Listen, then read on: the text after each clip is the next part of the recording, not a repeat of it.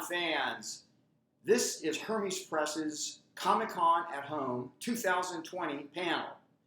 As you're all aware, we can't do it live, so we're doing it canned. So we have a very exciting panel for you, and it's very interesting historically as well as in terms of the content generally. The theme of this panel is Gothic comics in the contemporary environment. And we have 3 books or 3 compilations, call them what you want, which involve 3 different subjects by 4 different creators. The first graphic novel, which is actually a collection of strips, gag strips, which aren't entirely funny, but they're more sarcastic and sardonic, would be Kaz Windness's Stabby collection. And you may or may not remember, but last year at Comic-Con, we premiered Kaz's first book, Mother Goth Rhymes, of which you're looking at a picture of right now.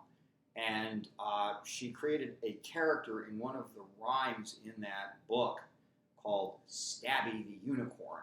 Well, Stabby has gone through an interesting metamorphosis and become a cultural icon and a symbol of nonconformity. And Stabby has various adventures in his new book, and Kaz and I talk about that at length. And you get to see our Stabby plush, which would have been available at Comic-Con, together with various panels from the strips that she's done involving Stabby the Unicorn. You see, unicorns are happy and they have rainbows and they have glitter, but Stabby's not a happy unicorn, and his name is very indicative of what he likes to do to people that irritate him or make him unhappy. So that's the first interview that we have. The second interview that we have is for the graphic novel Dethany and her clique, or clique. And it was written by Bill Holbrook and H.H. Glynn.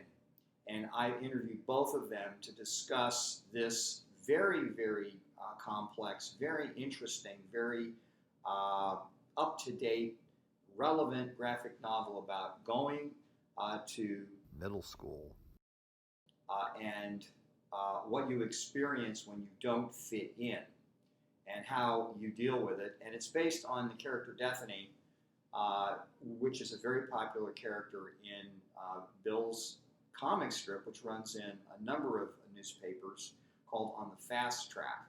And we also announced, but I'll tell you now, that Dethany is making a crossover in July in Dick Tracy. So Bill and his daughter, H.H. Glynn, are going to discuss how they wrote that graphic novel, how it relates to current trends in society, how it's relevant with regards to what many people experience when they go to school, and how this one character developed into what she became. So it's a prequel. And last but not least, we have Molly Mercier, who has written who has created a comic strip of cartoons which deal with everyday life and a goth and how this goth lives everyday life. And that book is something that anybody can relate to because it deals with issues that everybody's got to deal with when they get up in the morning to when they go to bed at night.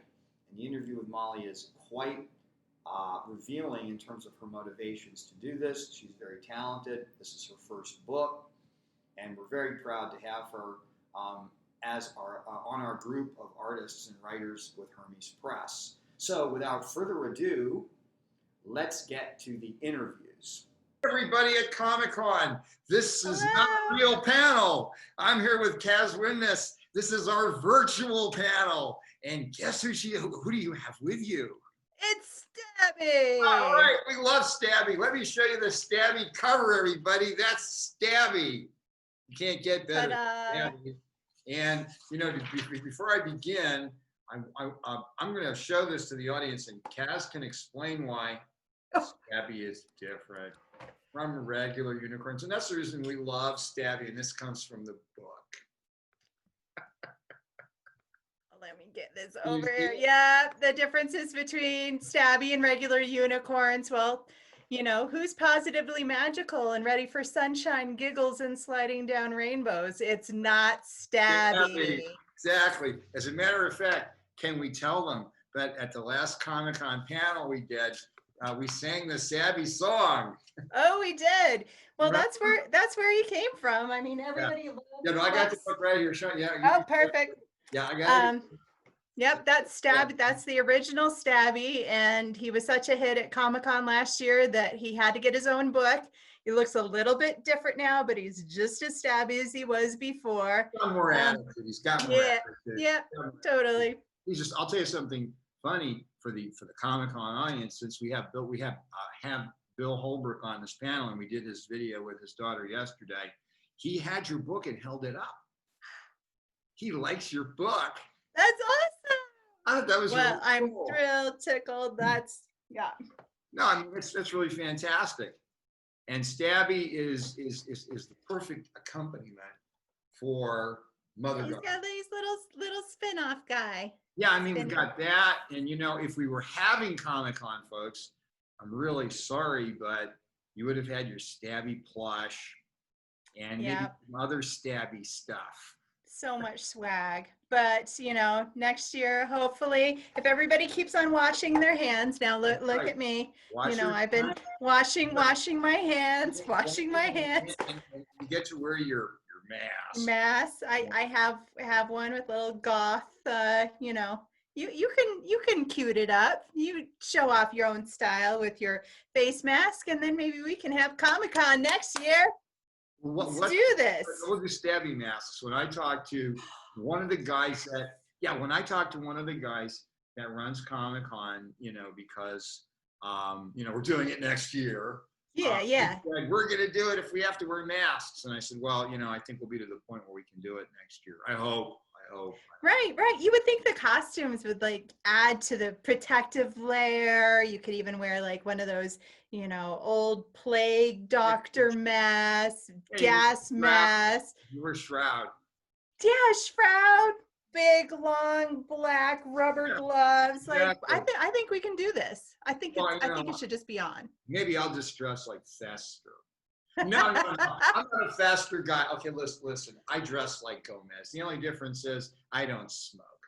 But I mean, I have a Gomez suit. Right, you just need a little pencil thin. And I love when my wife speaks French. Ooh, speak French to me. Yes, it's perfect. So let's talk about the panel's about Gothic comics and graphic novels in American culture. And okay, cool. And let me ask you this, okay? There used to be a time, a long time ago in a galaxy far, far away, when goths were kind of not mainstream, but since we've had what's her name on NCIS, right. Yeah, who was really cool, I think. And I think and we're all goths because my daughter was gothic. But yeah, I love her, Sabrina. I think Sabrina's yelling at me right now. Don't talk too much. Let them talk. The question I have for you is, how do you think goths have entered into pop culture now? We've always been we've always been kind of fringe, and I think that's we want to toe a line that is counterculture. That's part of what it's about. But I think a lot of people are pushing up against the status quo. So a lot more people are associating with that, that ideal. Maybe not the fashion as much, but going against the flow can actually be a very good thing. But yeah, I do, and with Billie Eilish and, that kind of generation, it looks different in every generation, but I think there's always been those outsiders, those people that they either don't fit in or they don't want to fit in, and they're just pushing up against the norm. So that's what I see goth culture being, and I've always fit in with the weirdos, the the strange ones, the underdogs, and Well, those are the that's people that I Hermes really want to advocate for. So yeah, that's kind of where, Yeah, like I said, Hermes Press. yeah, exactly. Well, and plus just the love of dark and Halloween and, you know, all that kind of, like, that's fun, just to peer into the shadows. So there's always going to be those people.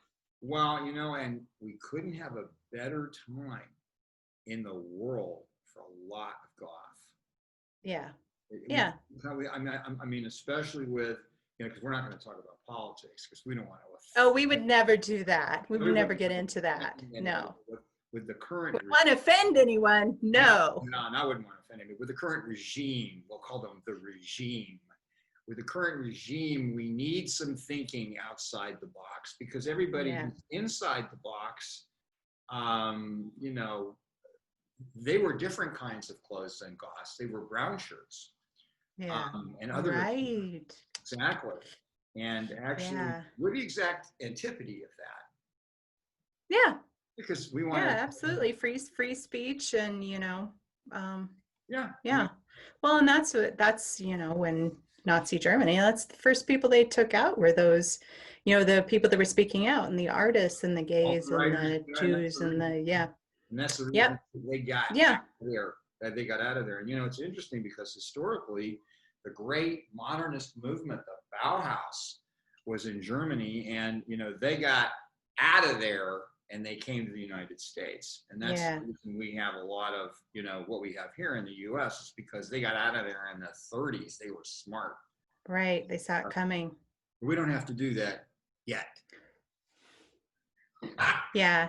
You Well, I mean, in a way, like, it does feel like a revolution, and it's important. And it's almost like we needed something that was so extreme and so terrible that we like stood up and said, we are not going to put up with this anymore. So in a way, I'm grateful for that piece of it. And also that we're built on a country that's, you know, we're built on free speech. We're built on speaking out. We're built on this. So we're up to the task of this. So in that way, I'm grateful for it. Well, actually, Stabby is right in tune with that. Yeah. Back on subject. Oh, here's. And right, and then I have another piece, and I think what we may Oh, yes. is they may cut me out and just put the graphic in, but we have here Staffy saying, "I regret nothing." I regret nothing. They Yeah. had to be they had to be reaped. The I mean, reaping you know, was done. When I worked at the news, one of the newspapers I worked for, I mean, the guy who's our managing editor had the big things. I have no regrets on his desk. I have no regrets. Now I have to put on my reading glasses, unfortunately, to read this gag, which is lemons. Oh, yeah.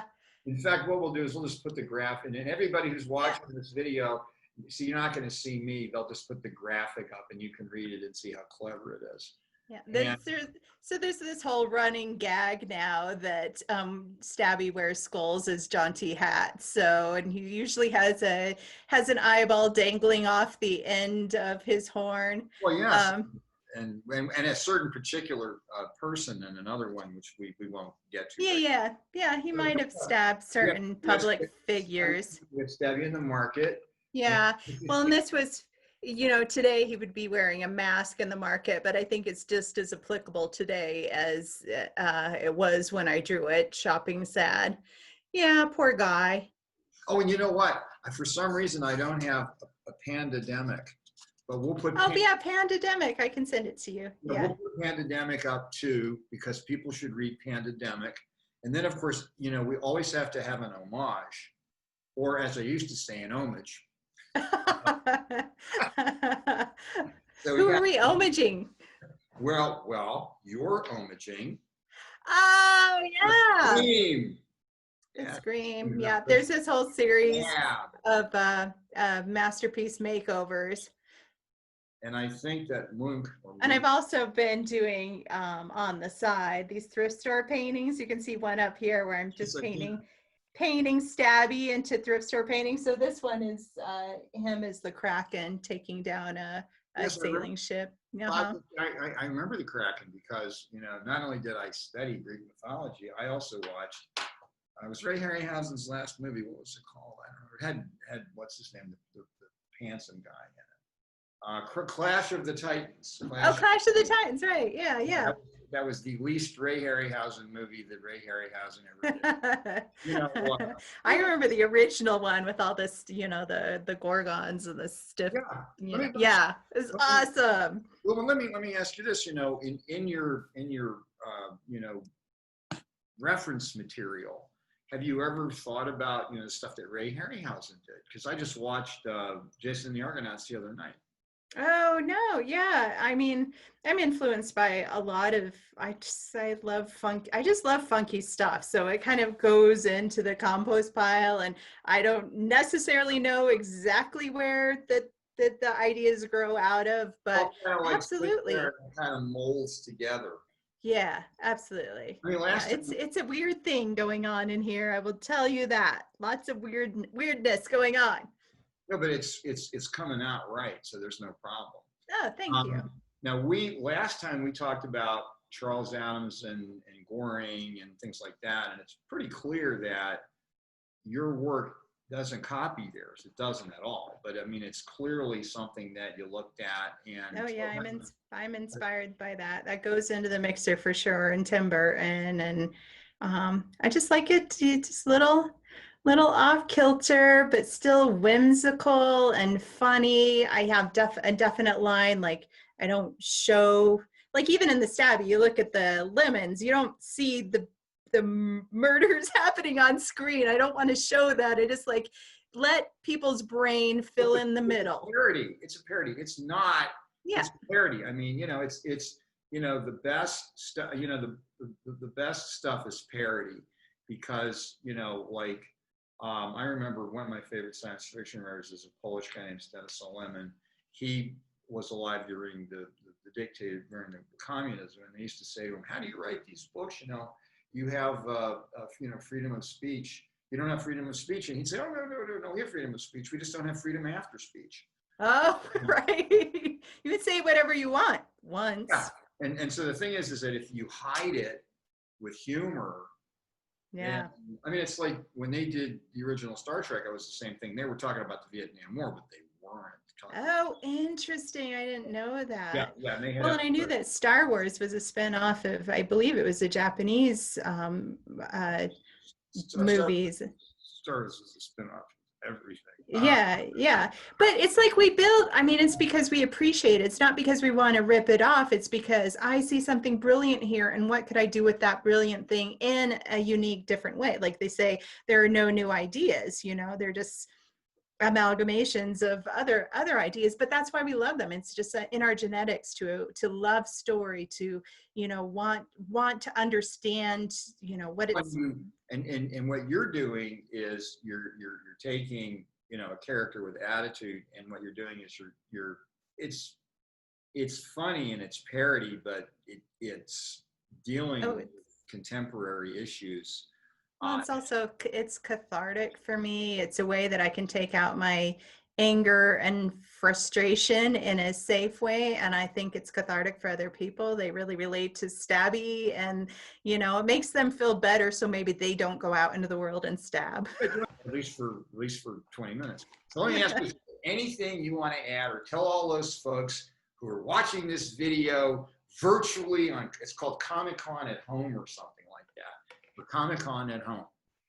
Well, we love you and we miss you, and we're excited to see you next year. And we are still a community, and we're still going strong, and we're making new art, and it's going to be better when we come back. So just hang in there, stay safe, take good care of yourself, buy a bunch of Hermes Press books, because what else are you going to do? Just, stay home and read some great books. And we'll see you real soon. Keep on washing your hands. And keep on washing your hands.